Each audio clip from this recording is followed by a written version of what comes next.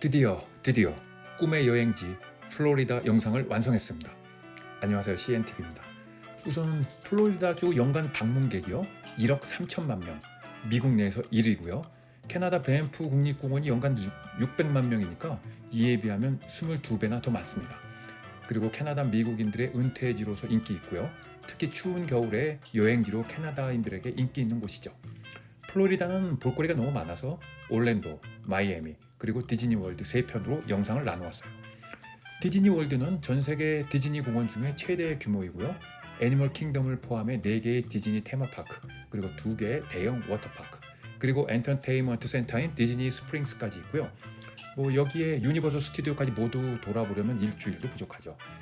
디즈니 매직 킹덤은 연간 1,700만 명이 방문해 단일 파크로는 세계 1위입니다. 줄 안 서는 패스트 패스가 예전에 나왔는데 이게 없어지고 최근 지니 플러스라는 유료 상품이 나왔는데 여기에 라이트닝 레인까지 더해지면서 매우 복잡해졌는데 이것은 3편에서 쉽게 설명드릴게요. 캐나다 캘거리에서 디즈니월드까지 있는 올랜도까지 직항편도 있으니까 편하게 다녀올 수 있습니다. 그러면 올랜도부터 시작하겠습니다. 플로리다는 하와이와 같이 날씨가 비슷하고요. 그래서 한겨울도 매우 따뜻하고 온화하죠. 반팔 반바지만 있으면 되니까 많이 준비하고요. 수영복, 비치타올, 선글라스, 선블락 로션은 필수겠죠. 실내는 에어컨을 빵빵하게 트니까 좀 서늘해요. 항상 배낭에는 얇은 자켓을 넣고 다니세요. 비가 자주 내립니다. 한 번 내리면 소낙비지만 5분 10분만 기다리면 그치므로 소낙비 올 때는 잠시 피해 있으면 돼요. 특히 폭우 내릴 때 운전 중이라면 잠시 차를 세워주는 게 좋습니다. 잠시만 기다리면 되니까요. 자주 천둥 번개 칩니다. 이때 수영장이나 바닷물에서 빨리 나와야 돼요. 번개가 물로 치는 날이면 대형 사고 나니까요. 플로리다 템파의 하키팀이 라이트닝인데 플로리다에 오면 왜 하키팀 이름이 라이트닝으로 지었는지 쉽게 알게 됩니다. 우선은 겨울이 긴 캐나다 사람 입장에서는 겨울 11월 3월까지 방문하면 제일 좋고요. 이때 가서 골프도 칠 수 있으니 일석이조죠. 가장 더운 7, 8월만 빼면 그 외 나머지는 방문하기 좋다고 볼 수 있겠습니다. 대부분 이곳을 비행기로 방문하니까 렌트차는 꼭 필요한데요. 우선 유명 프랜차이즈를 이용하세요. 무명 회사들은요 서비스도 안 좋고 게다가 저렴한 기본 요금으로 사람을 유인해서 부대 비용으로 바가지를 씌웁니다. 그렇게 운영하다가 문제가 많이 생기면 회사 이름을 바꾸어 새로 등록하고 이런 식이겠죠. 플로리다엔 유료 도로가 참 많아서 톨게이트 통과할 일이 많은데요. 예를 들어 톨게이트 무제한 사용이 일주일에 60불인데요. 차 렌트할 때 무명 회사들은 글쎄 하루에 60불을 청구해요. 또 차량 상태도 매우 열악하고요. 저희 경우 타이어 한쪽이 완전히 낡아서 펑크가 나버렸고요. 그래서 아주 위험할 뻔했어요. 렌터카 직원이 말하길 캐네디언들은 무조건 보험을 들어야 한다고 하네요. 그래서 풀 커버지로 가입했고요. 차에 생기는 어떤 문제라도 키만 던져주고 오면 되니까 풀 커버리지, 가격은 비싸도 마음이 편합니다. 도로 긴급 서비스는 미포함인 경우가 많으니까 따로 CAA 등에 가입해 놓는 게 좋고요. 개별적으로 부르면 매우 비쌉니다. 날씨가 덥다 보니 고속도로에 갓길에 서 있는 차들 많고요. 트럭에서 떨어져 나온 타이어 조각들도 참 많아요. 항상 전방 주시 게을리하면 안 됩니다. 게다가 과속, 고개 운전하는 무모한 사람들도 많고요. 캘거리같이 조용한 시골에서 온 우리 같은 사람들은 적응이 잘 안 될 정도입니다. 또 뒤에서 바짝 쫓아오는 차들도 많으니까 항상 차선 빨빨 비켜줘야 되고요. 그래서 주의가 필요합니다. 스트리트 파킹은 저녁 6시부터 아침 8시까지 대부분 무료인데 아무 곳에도 이런 표시가 없어요. 동전을 넣거나 앱으로 결제해도 돈을 다 먹습니다. 그리고 모르고 계속 돈을 내는 거죠. 그러니까 요즘 참고하시고요. 기름값은 캘거리보다 저렴해요. 약 리터당 캠블 기준 40센트 정도 저렴하다고 보면 되겠습니다. 플로리다는 원래 늪지대였고 이를 개발한 것이라 가정집에 지하실이 없다는 게 특징이고요. 늪지대라서 자연 호수가 참 많은데 여기에 주택가를 만들다 보니 굉장히 주택가들 경치가 멋지고 그렇다는 게 특징입니다.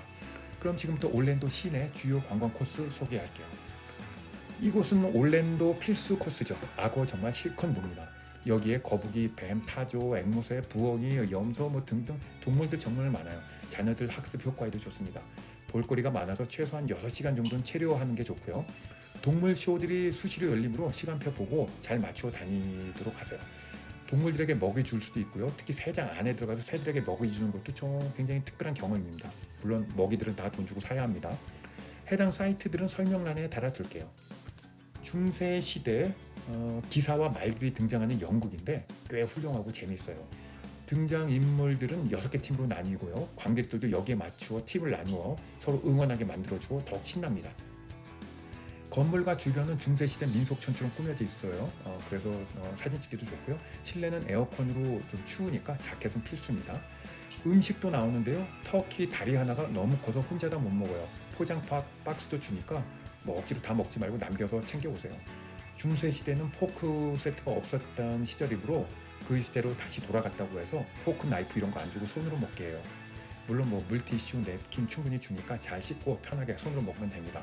쇼는 제법 볼만하고요. 뭐 비싼 좌석 아니라도 관람하는데 애로는 없으니 저렴한 좌석 구매해도 괜찮아요.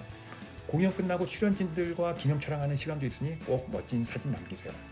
참고로 메디발 타임스는 미국에 9개, 토론토 10개에서 북미 토론토 1개, 그래서 북미 10개 있습니다. 텍사스 휴스턴과 더불어 나사 우주센터가 있는 곳이죠. 특별히 우주과학에 관심이 없어도 볼거리 많으니 꼭 방문해 보세요. 지금까지 수많은 우주선들을 이곳에서부터 달, 화성, 수성, 우주공간으로 쏘아 올렸고요. 지금도 우주선 발사 준비 중에 있는 곳이죠. 특히 텔레비전에서 보여주는 우주선 발사 장면의 배경이 바로 이곳 케네디 스페이스 센터입니다. 그리고 1969년 첫 달 착륙 시 바로 이곳 올랜도 기지에서 발사를 했고요.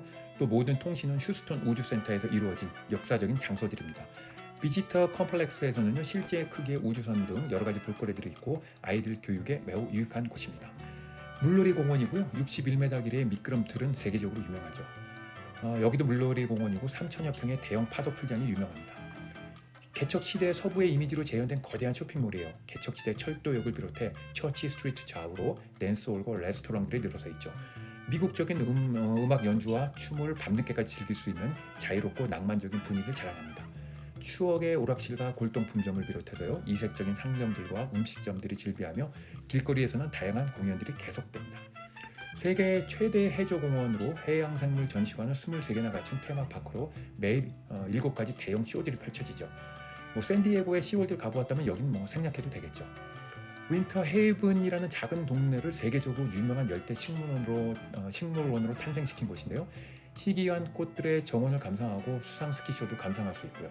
입장하면 먼저 30분간 보트를 타는데 정말 멋진 경험이 됩니다.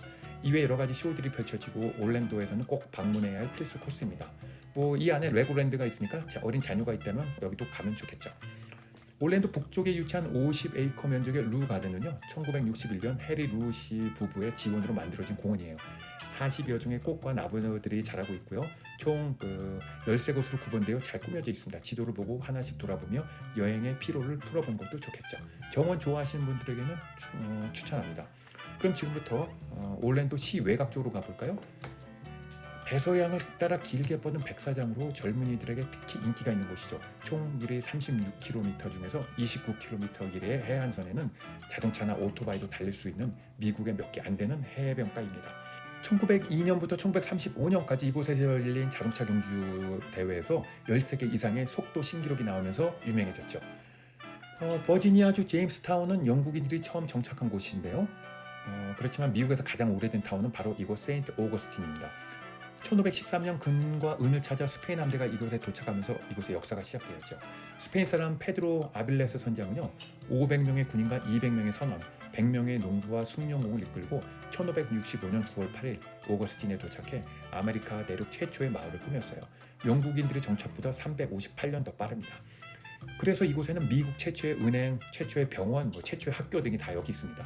이후 영국인들이 미국을 모두 차지하면서 스페인 사람들의 이런 정착 역사를 거의 남기지 않아 사람들한테 잘 알려지지 않았었는데요. 스페인 여왕이 2001년 이곳을 방문하면서 점차 주목을 끌기 시작했습니다. 도시 전체는 스페인풍으로 꾸며져 있고 참 아름답고요. 상점과 레스토랑, 선술집들의 분위기 참 좋아요. 타운을 걸어 다녀도 되지만 전체적으로 감상하려면 미니 기차를 타는 것도 좋아요. 한번 티켓을 구입하면 20여 곳의 정류장에 마음대로 내리고 탈 수 있고요. 3일간 유용합니다. 해안가에는 이곳에 명물인 성이 있는데 1672년부터 30년간 지어진 요새고요. 미국에서 가장 오래된 석조성입니다. 타운을 걷다 보면 라이브 음악이 크게 울려 퍼지는 곳을 만나게 되는데요. 컬로니얼 오크 뮤직 파크입니다. 누구나 부담 없이 돈 안 내고요. 자리에 앉아 음악을 즐길 수 있고요. 옆에 펍에서 맥주 한 잔 가져다 마시면서 생 음악을 즐긴다면 여행의 추억을 또 하나 만들 수 있는 셈이 되겠죠. 플로리다는 공병 수거가 없어 놀랐어요. 공병이나 빈캔을 그냥 쓰레기통에 넣어야 되는데 그렇게 쓰레기통에 버리다 보니 환경을 오염시키는 것 같아 마음이 많이 불편했습니다. 여름에 에어컨은 기본인데 캐나다의 겨울 난방비 생각이 나서 가정집 거기 물어보았더니 아무리 팡팡 틀어도 한 달에 200에서 250불 정도밖에 안 낸다고 하더라고요. 캐나다의 겨울 난방비보다도 저렴한 것 같아요. 뭐 전기값 부담이 없으니 주택이나 상점들에서는 모두 에어컨을 정말 하루 종일 빵빵하게 틀어줍니다.